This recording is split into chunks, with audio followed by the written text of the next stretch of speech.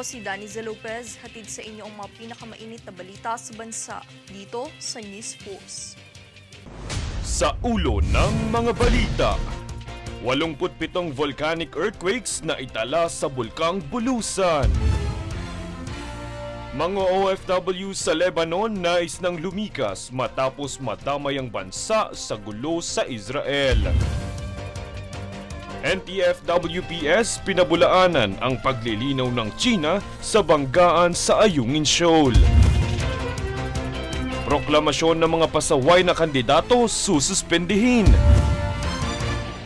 Pagbibigay halaga sa mental health ng mga empleyado, binigyang diin ng CSC. Team Philippines patuloy sa pagkolekta ng medalya sa Asian Para Games. Patas at pantay na balita, komprehensibong ulat para sa pulso ng masa. Ito ang News Force. Para sa unang balita, nakapagtala ang Bulkang Bulusan ng 87 volcanic earthquakes kamakailan batay sa datos ng PHIVOLCS. Sa bilang na ito, 29 ang volcano tectonic, lindol na nag-uugnay sa pagkasira ng bato na nagaganap 1 hanggang 8 kilometrong lalim sa southern at western sector ng bulkan. Sa kabila ng aktibidad, nananatili sa alert level 0 ang Bulkang Bulusan, bagamat may mas mataas na pagkakataon ng steam-driven o phreatic eruptions ang nagaganap sa crater o summit area nito. Iba yung pag-iingat pa rin ang ipinaalala sa mga residente malapit dito.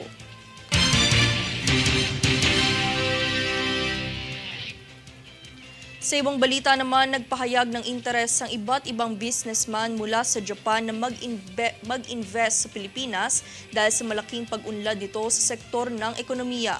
Ang pahayag na ito ay matapos makipagpulong si Pangulong Bongbong Marcos sa chair ng Japanese Chamber of Commerce and Industry na si Ken Kobayashi. Ayon kay Kobayashi, nahumaling ang Japanese investors dahil sa stable at mataas na antas ng paglago ng ekonomiya ng bansa. Iminungkahi naman ng Pangulo na kailangang bigyang prioridad ang pamumuhunan sa sektor ng agrikultura dahil ito ang pinakaapektado sa banta ng climate change.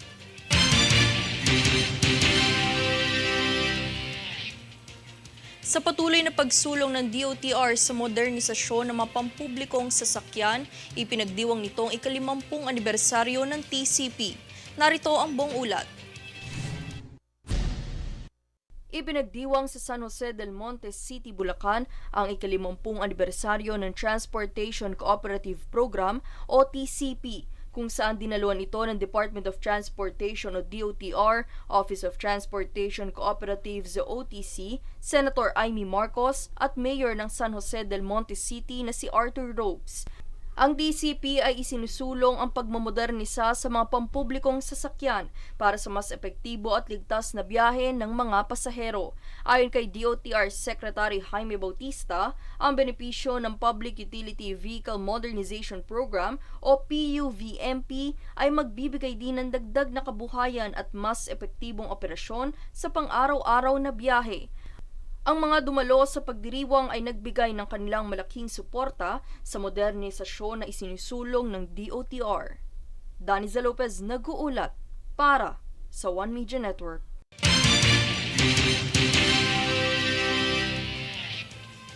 Samantala, matapos makatanggap ang BI ng mga reklamo ukol sa pekeng e-travel sites, binala nito ang publiko na mag-ingat at ipagbigay alam sa Cybercrime Investigation and Coordinating Center para maaksyonan. Nilinaw ni BI spokesperson Dana Sandoval na libre ang mga e-travel service at ang anumang website na ginagamit ang logo nito ay isang scam. Samantala, maaari rin namang magsampa ng reklamo ang publiko online sa cicc.gov.ph/report.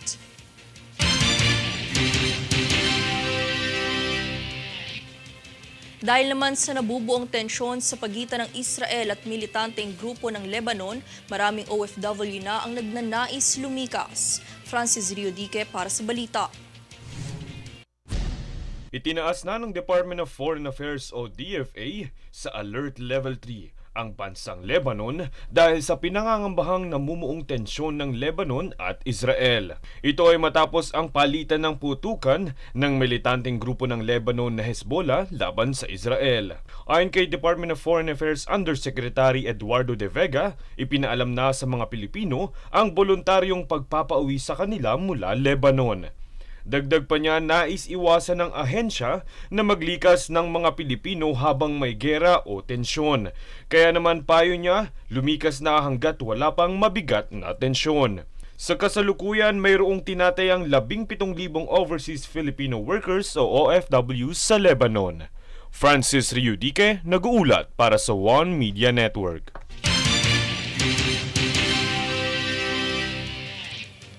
Nitong kamakailan lang ay nakipagtulungan ng DOH sa United States Agency for International Development TB Innovations and Health System Strengthening upang magdala ng accessible na pangangalagang pangkalusugan sa bawat Pilipino sa UHC Spring 2023 na may temang Driving Change with Digital Health Solution. Inilunsad sa nasabing kaganapan ang Philippine Digital Health Strategy 2023 to 2035, isang inisyatibo na maghahatid ng pangangalagang pangkalusugan na inilahad ni Health Spokesperson at Undersecretary Enrique Tayag.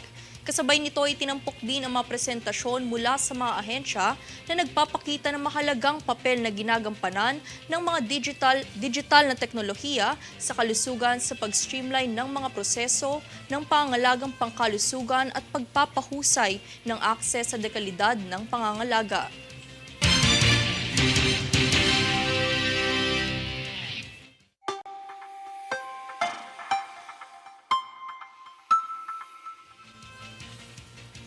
Sa lagay ng panahon, makakaapekto ang northeast monsoon at shorelines sa ilang bahagi ng Luzon.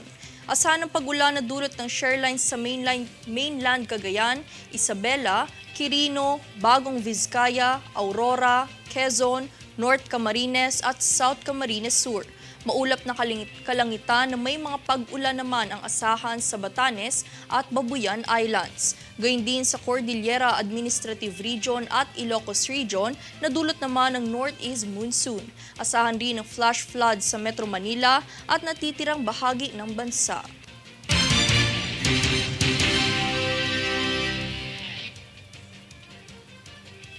Susunod sa News Force. Karahasan ng China sa West Philippine Sea iimbestigahan ng PCG.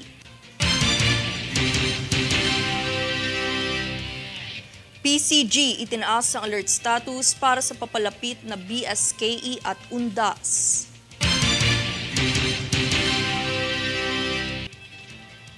NTF-WPS pinabulaanan ng paglilinaw ng China sa banggaan sa Ayungin Shoal.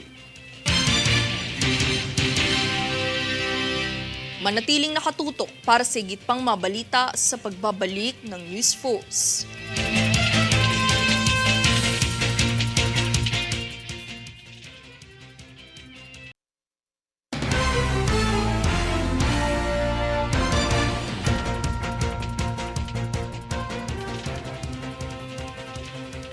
Matapos ang pahayag ng China sa nangyaring banggaan sa Ayungin Shoal, ipinahayag ng NTF-WPS na sanay na umano sila sa pagsisinungaling nito. Narito si Francis Riudique. Iginiit ng China na provocative ang ginawang resupply mission ng Philippine vessel na Eunice May 2 sa BRP Sierra Madre. Pinabulaanan ito ni National Task Force on the West Philippine Sea Assistant Director General Jonathan Malaya kasunod ng sinabi ng China na naaayon sa batas ang pangaharang nila sa nasabing vessel. Ang nasabing pangaharang ay nagresulta sa pagbangga ng China Coast Guard sa vessel ng Pilipinas. Iginiit din ni Malaya ang paratang na ang Eunice May 2 ang bumangga sa China dahil malinaw na pumapakaliwa ang China Coast Guard kaya ito bumangga sa Philippine vessel. Ayon naman kay DND Secretary Gilberto Teodoro, ang nasabing kolisyon ay nakakabahalang patuloy na paggawa ng China ng mga illegal na maneuvers sa West Philippine Sea. Aniya tuluyan ng nilalabag ng China ang kahit na anong konbensyon ng international law. Sa kasalukuyan, patuloy pa rin ang Philippine Coast Guard sa pag-iimbestiga sa nangyaring insidente. Francis Riudique, nag-uulat para sa One Media Network.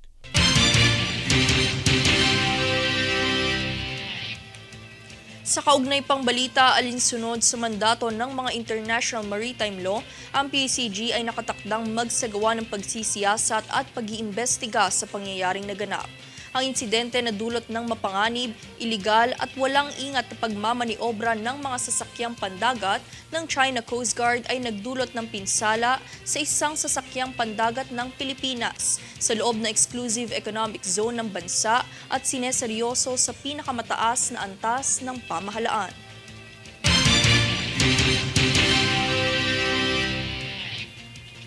Karagdagan ayon kay National Security Council o NSC Secretary Eduardo Año, tuloy pa rin ang resupply mission sa West Philippine Sea sa kabila ng patuloy na pangaharas ng China Coast Guard sa mga Philippine vessel.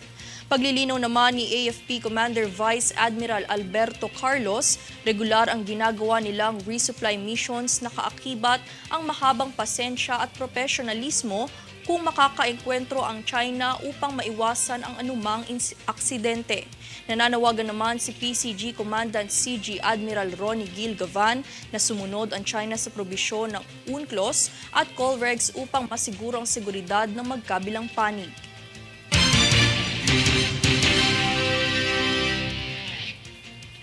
Balitang BSKE, tiyak na sususpendihin ang proklamasyon. Iyan ang sinisiguro ni COMELEC Chairman George Erwin Garcia sa mga pasaway na kandidatong nahaharap sa mga kasong may kinalaman sa halalan. Sakop nito ang mga kasong may kinalaman sa paglabag sa premature campaigning, vote buying at illegal campaigning, gayon din ang mga isinampa ng COMELEC Task Force at maging ng mga pribadong individual. Ayon sa pinakahuling datos, mayroon ng 165 petisyon para sa diskwalifikasyon ng mga nagsagawa ng premature campaigning.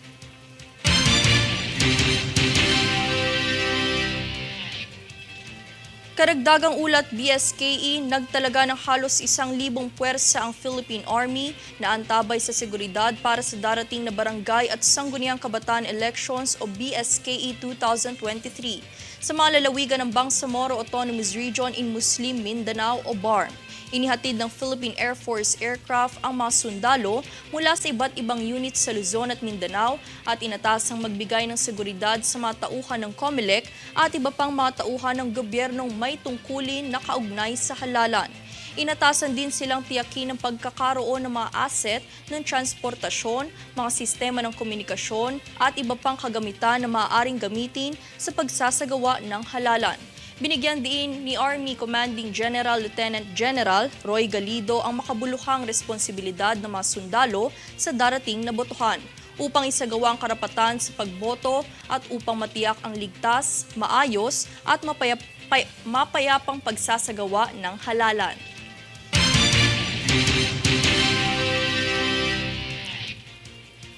Sa ibang ahensya naman, ilalagay ng PCG ang kanilang operating unit sa heightened alert para sa darating na BSKE at UNDAS. Ito ay simula sa ika-27 ng Oktubre hanggang ika-5 ng Nobyembre taong kasalukuyan. Inatasan ni PCG Commandant CG Admiral Ronnie Gil Gavan ang lahat ng PCG districts, stations at substations na paigtingin ang mahakbang sa seguridad at kaligtasan sa lahat ng daungan sa buong bansa. Anya ito ay upang matiyak ang maayos na operasyon ng mga pasilidad ng transportasyon sa dagat, maginhawang paglalakbay ng publiko, mapayapang halalan at seguridad ng mga turista sa mga beach at pribadong resort sa buong bansa. Ito ay sa gitna ng inaasahang pagtaas ng volume ng maritime traffic. Bukod dito, nakikipag-ugnayan din ng PCG sa COMELEC, Armed Forces of the Philippines at Philippine National Police sa pangangalaga sa integridad ng BSKE at pagtataguyod ng transparency ng proseso ng elektoral.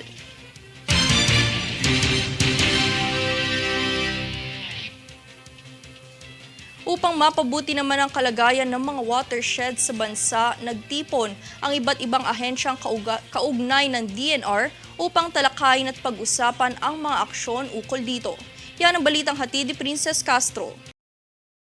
Sa pangunguna ng Department of Environment and Natural Resources o DENR, nagkaroon ng pagtitipon ng iba't ibang ahensya ng gobyerno na kaugnay nito upang tugunan ang mga kinakailangang aksyon sa pagpapabuti ng seguridad ng mga watershed sa bansa.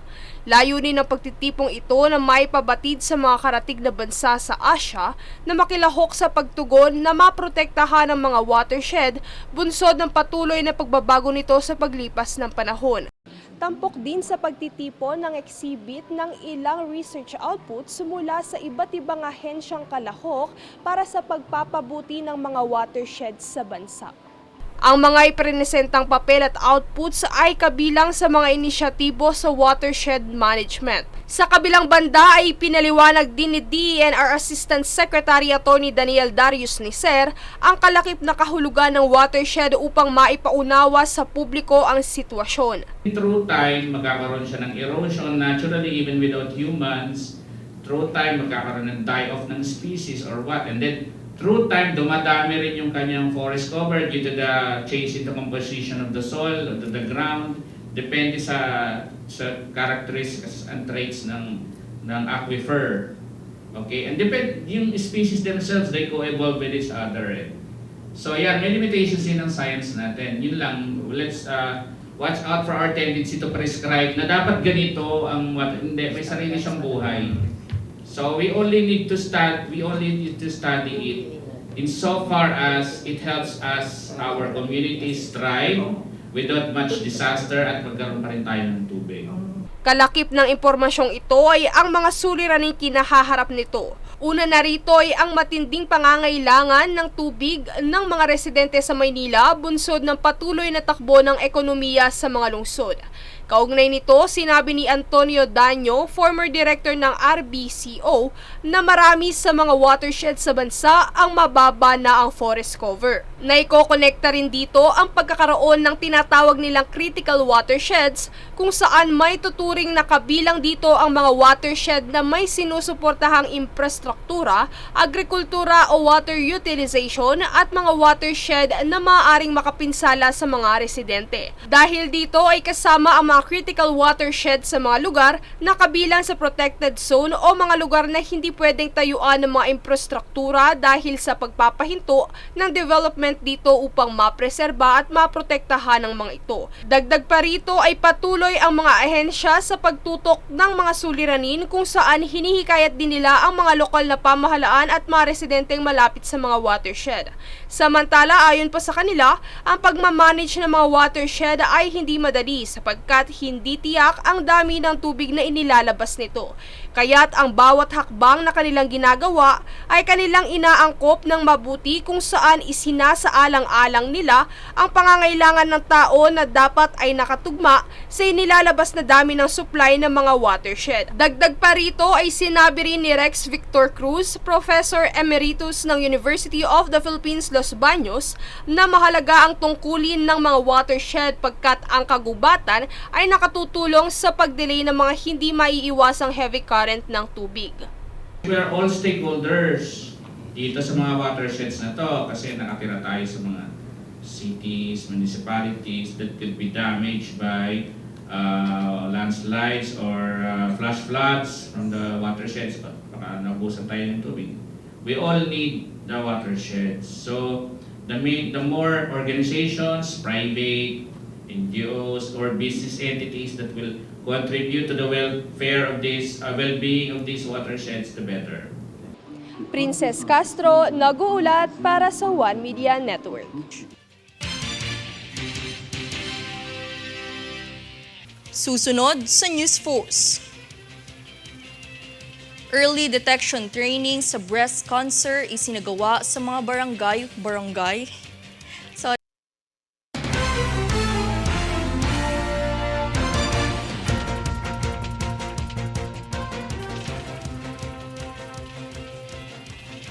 Sa pagsulong ng kamalayan sa mental health, ipinaalala ng CSC ang kahalagahan nito sa mga empleyado na siyang dapat bigyang halaga din ng mga ahensya ng gobyerno.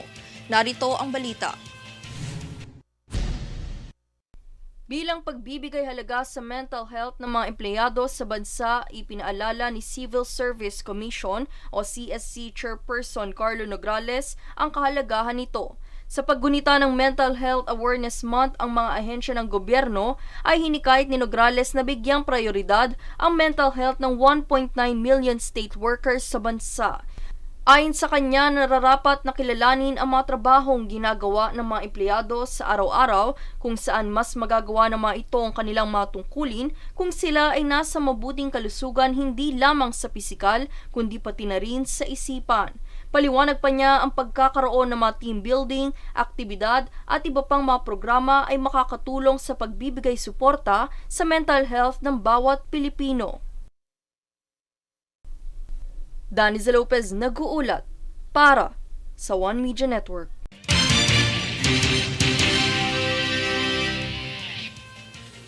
Sa pagkatatag ng ating Dibdibin program, isingawa ng Muntinlupa City ang Early Detection Lecture Training sa mga barangay health workers. Ito ay upang magbigay kamalayan sa seryosong sakit na dulot ng breast cancer at protektahan ang mga kababaihan para mabilis na maagapan ito. Nasa 200 naman ang bilang ng mga barangay health workers ang nakatanggap ng pagsasanay.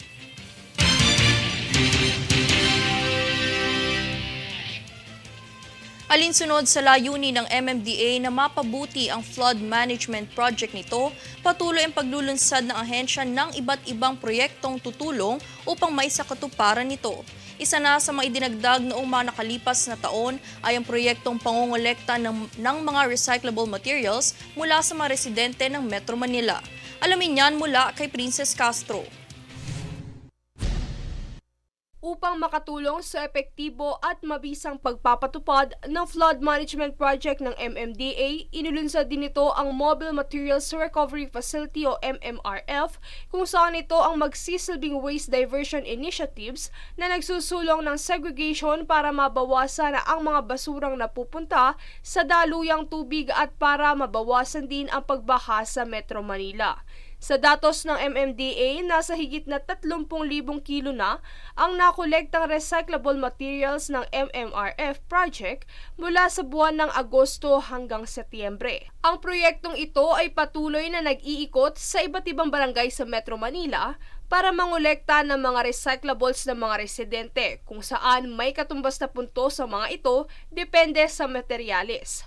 Ayon kay MMDA Acting Chair Attorney Don Artes, isinusulong ng ahensya ang tamang waste segregation at ang pagre-resiklo ng basura para makatulong na mabawasan ang pagbaha sa Kamaynilaan. Sa kabilang banda, kaugnay nito ang rehabilitasyon ng Ilog Pasig kung saan kaisa ang ahensya sa pagsasaayos ng ilog dahil nagsisilbi rin itong alternatibong transportasyon ng MMDA Pasig River Ferry Service sa Metro Manila. Ang rehabilitasyon ay pinamumunuan ng Interagency Council for the Pasig River Urban Development. Ang nasabing rehabilitasyon ay sinuportahan ni First Lady Liza Marcos kamakailan. Princess Castro, nag-uulat para sa One Media Network.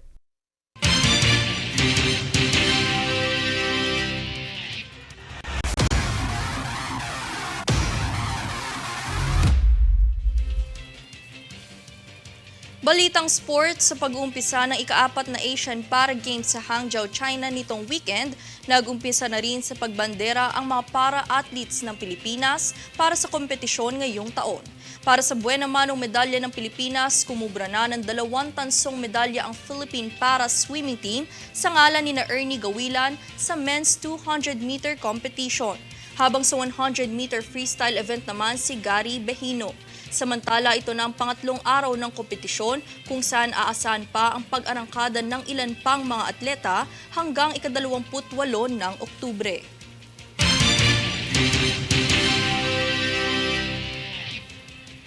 At narito ang recap ng mga nagbabagang balita ngayon.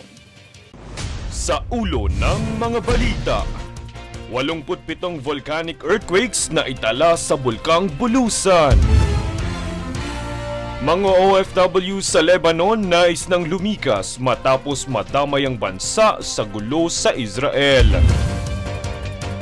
NTF-WPS pinabulaanan ang paglilinaw ng China sa banggaan sa Ayungin Shoal. Proklamasyon ng mga pasaway na kandidato sususpendihin. Pagbibigay halaga sa mental health ng mga empleyado, binigyang diin ng CSC. Team Philippines patuloy sa pagkolekta ng medalya sa Asian Para Games. Patas at pantay na balita, komprehensibong ulat para sa pulso ng masa. Ito ang News Force.